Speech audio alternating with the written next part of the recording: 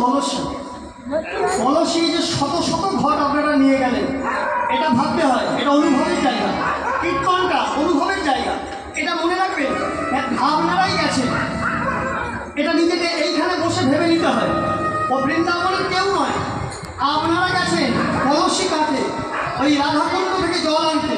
আপনারাই গোপালের মাথায় ঢালবেন, গোপালকে পরিষ্কার পরিচ্ছন্ন করবার দায়িত্ব আপনাদের।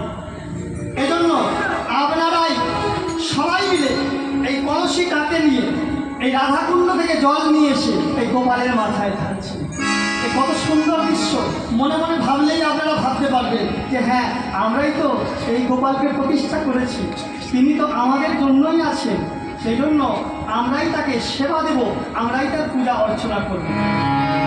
শঙ্খ বাজে, ঘণ্টা বাজে, দেয় উলুধ্বনি।